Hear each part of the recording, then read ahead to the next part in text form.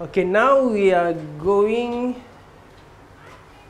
to cover the basic framework of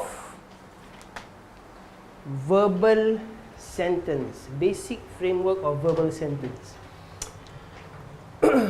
Just as a recap, every sentence is either two, either verbal or nominal. Verbal because it begins with a verb, nominal because it begins with a noun. Okay, so now we are going to see how a verbal sentence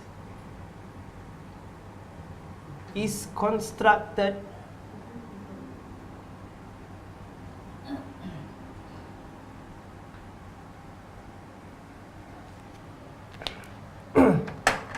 Okay, I will rub this off first, okay, so that we have a clean sheet. Whenever you see a sentence, there are always three parts to it. Okay, this is very important because this three-part tool will help you hack any sentence. Okay, any sentence. The same way you hack a word with its three parts, which are the prefix, infix, and suffix. That is the level of a word. At the level of a sentence, you have a pre-core, you have a post-core, and you have the core. Last week we covered verbal sentence. Verbal sentence begins with a verb. And what comes after the verb is the subject. This is the minimum there is to be for a verbal sentence. And verbal sentence stands in the core component of a sentence. It makes the core component. So if you see a verb and its subject, it means it is a complete sentence already. Whatever else comes before it or after it. Whatever else comes before it, like wa, or fa, or inna, or whatever else, okay, these are what you can find in C4 to C7 in your word hacker. Whatever comes in C4 to C7, you will push it to the pre part of the sentence. Pre-part of the sentence. And whenever you see something like, okay, actually all of this is here in your handout. The types of Arabic sentence and what's written down there is basic framework of a verbal sentence. Sometimes you would see something like fi plus something like fihi, fis samai, and ala, like alayhim, ala samawat, and ila, ma'a, okay, which is all written in here. Okay, these are called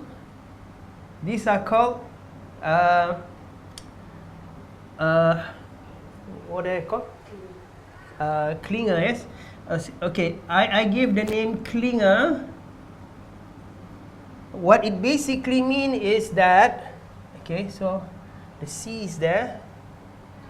What it basically means, these are called prepositions, okay, and after preposition there is an object of preposition. All of this, okay, is called Klinger.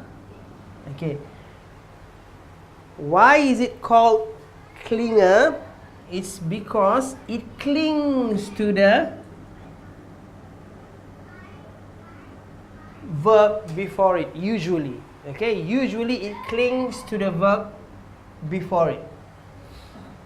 Sometimes it doesn't, but that is not frequent. Okay. What does it mean? It clings to the verb before it. Example is dhahaba bi sam'ihim. Okay.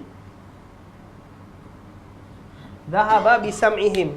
If you look at the dictionary, the meaning of dhahaba is go. Aina tadhhab, where are you going? Okay, aina dhahabta, where have you gone? So the meaning is go. But, okay, before the but, dhahaba means go by itself. On its own, it means go. But when it is cling to a prepositional structure like this, okay, this be clings to dhahaba, it changes the meaning to become take away. Okay, take away. And sam'ihim means hearing, their hearing. So where is the subject here? He or it, right? So Allah here means he, Allah. So he, is it go or took away? He took away their hearing. Okay.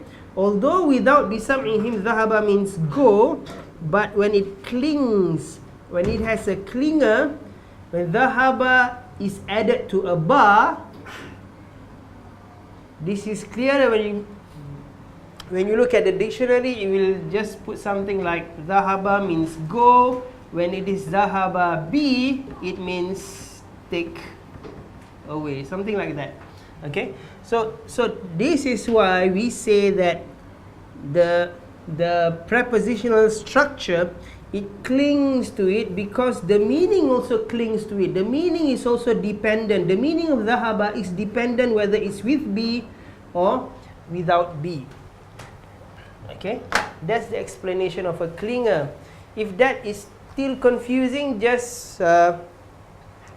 take it for now that whenever you see a preposition and an object of preposition after it, there is something that it clings on before it, which is usually a verb. Okay, so this is what you can find in the post-core of a sentence. Okay, and this prepositions is also found in C4 to C7.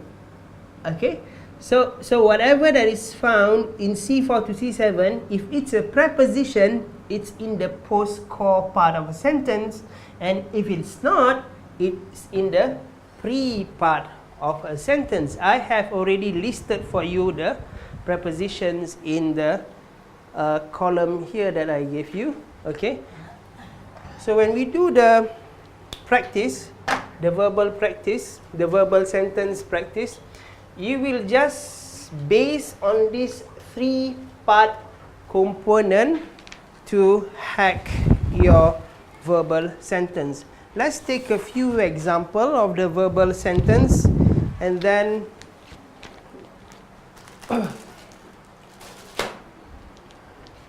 we will move on from there. Okay, where did we stop? What number was it last week?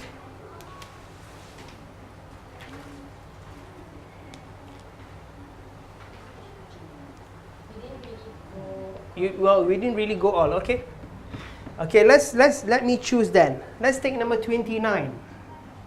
Let's take number 29. 29 is amanu. Amanu. Okay, is there a post core here? Is there a post core? Post core, which means, is there a preposition and whatever comes after it? No, right?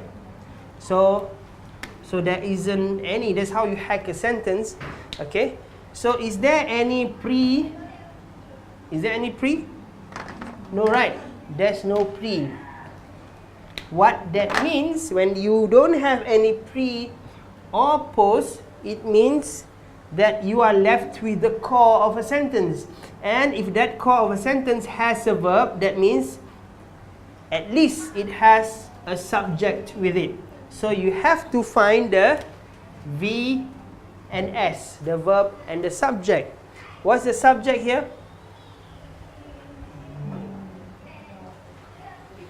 The waw alif, right? The waw alif, which means they. It's good if you know the meaning first. You would hack the word first so that it helps you to hack in terms of hacking the VS. Okay, so they believed. So once you get the S here, and you are left with V. So the V always comes before the S. So VS. So for number 29, the sequence is VS. The sequence is VS. As straightforward as that. Sorry? Oh, you don't have the paper of all people. Sorry.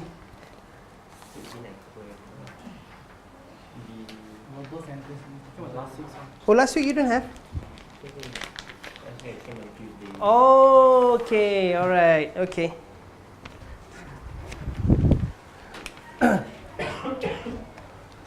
Okay. So, let's take number 31. 31. Okay. Can you read for me 31?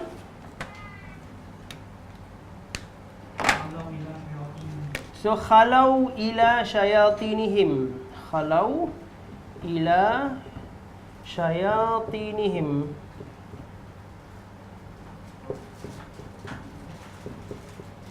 Okay. What do you do first?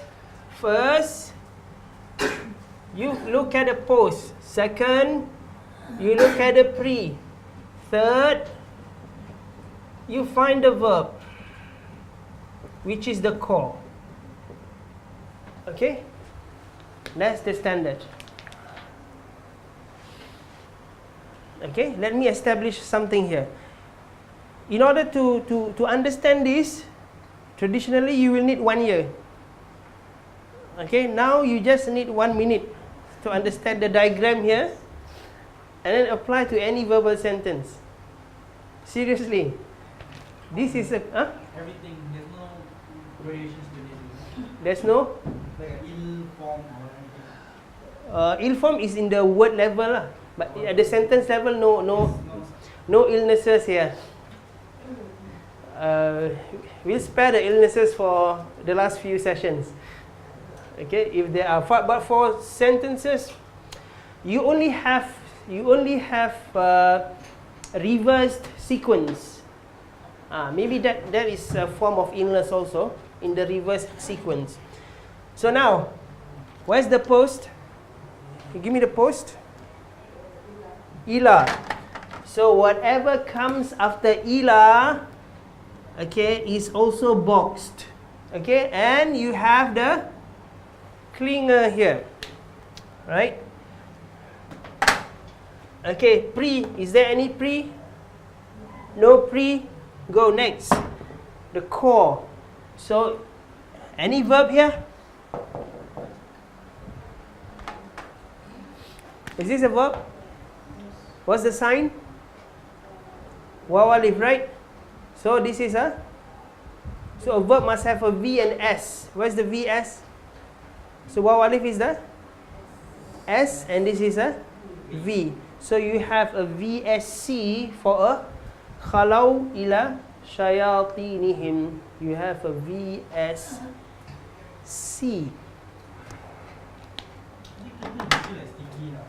Sorry? Clinger is basically like sticky.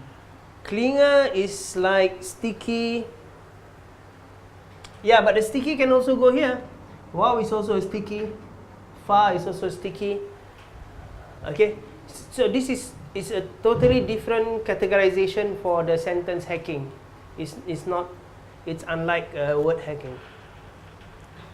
So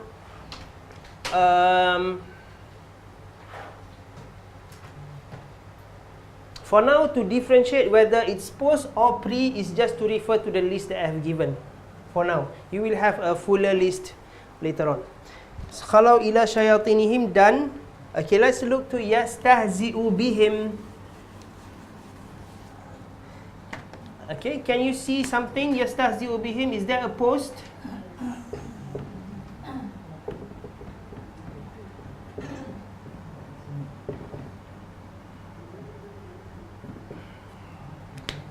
Is bihim a post?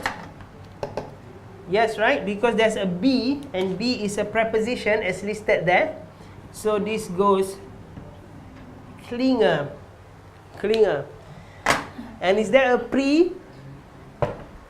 There's no pre, right? So there's no pre. Just ignore it. So you're left with core. So a core, you check whether it's a verb or not. If it's a verb, then you have to have a VS. Okay? Looking at this, you know that whenever there's a ya, most likely 99% of the time it's a V. It's a V. Where's the S here?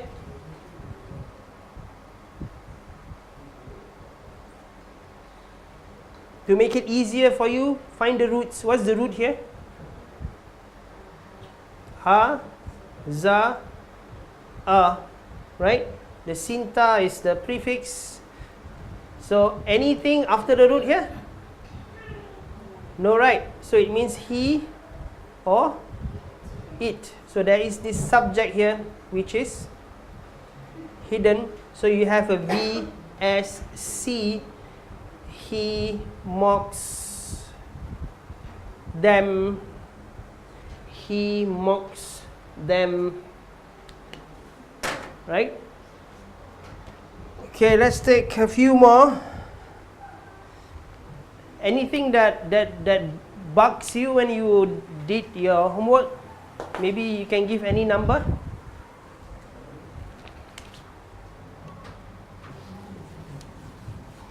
That seems to be not too easy.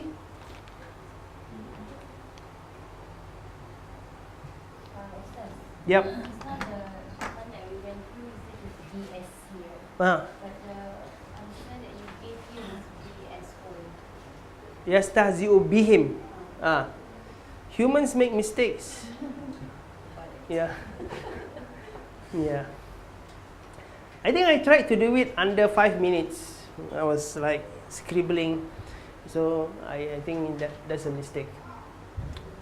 And maybe to test you all also whether you pay attention or not. Okay. Let's do this. Watarakahum, which is number 39. Watarakahum fi dhulumat.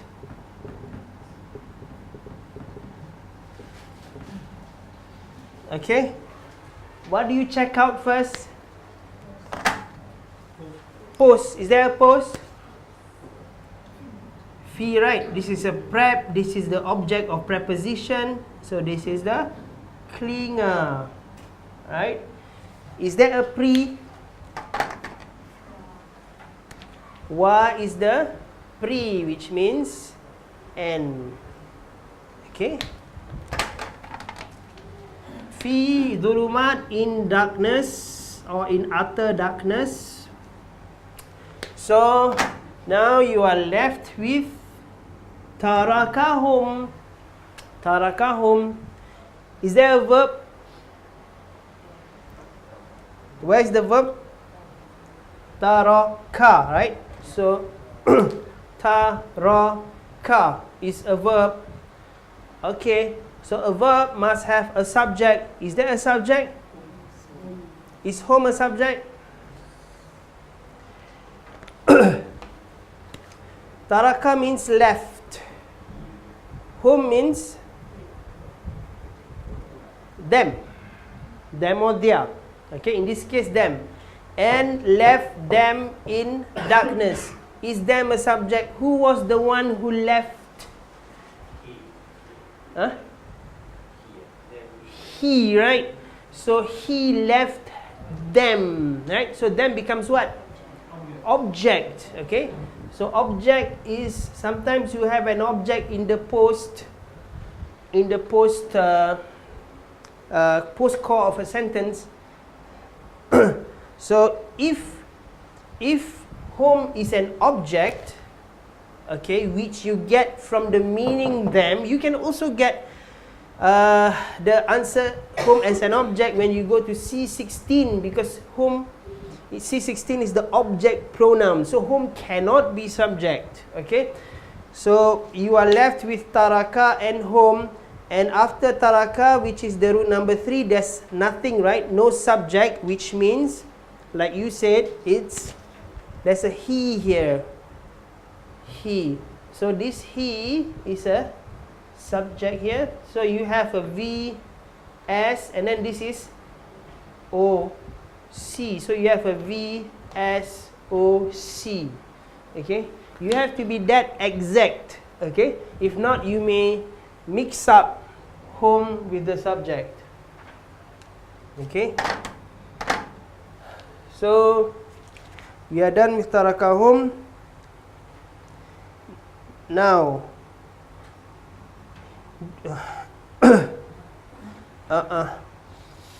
do number 28. Wa idza laqul ladina. Wa idza laqul ladina. Is there any clinger there?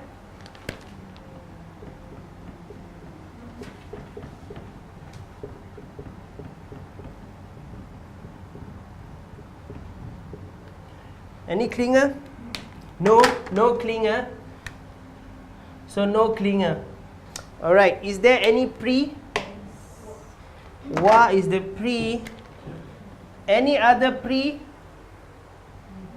Either is the pre, is in column 4 to column 7. And when. Okay? And when. Now, verb. Is there any verb? Is laku a verb? The sign waw alif, which is the subject, right? So this is a verb, this is a subject. Okay, so you have VS, which is already a complete sentence. And then what is alladhina? So, and when they meet those. Okay, so alladhina is not the subject, because alladhina is not the ones who meet. Alladhina are those who were met. Yang dijumpa. Okay, so yang di, that those who were met is the object. So you have a VSO for wa idza laqul ladina, which is number 28. Which is number 28. Okay, next, yaj'aluna asabi'ahum, which is number 42. Yaj'aluna asabi'ahum, is there any clinger? No clinger. Yaj'aluna asabi'ahum. No clinger. Any pre? No pre. So no pre, no clinger. And where's the verb? Yaj'aluna is the verb. Ya, so is the verb. Wawnun is the subject, right? So asabi'ahum, they place their fingers. So what is placed? What were placed? Their fingers. Apa yang diletakkan? Diletakkan, so it becomes object. So VSO. VSO. Okay. Get the hang of it? Right. So the rest, you just figure out what is it, and then just refer to the answer keys, which also have the subjects written to it, okay, written beside it. And be careful, because sometimes I just make human mistakes, maybe just to test you. Okay, so we are done with the basic framework of a verbal sentence, which is our topic last week. Okay, so I'm just recapping them. Next we will go into the basic framework of a nominal sentence. If you got the hang of it, of a verbal sentence, nominal sentence will be a breeze. Okay, will be a breeze. So we take a short break, first break, and then we continue.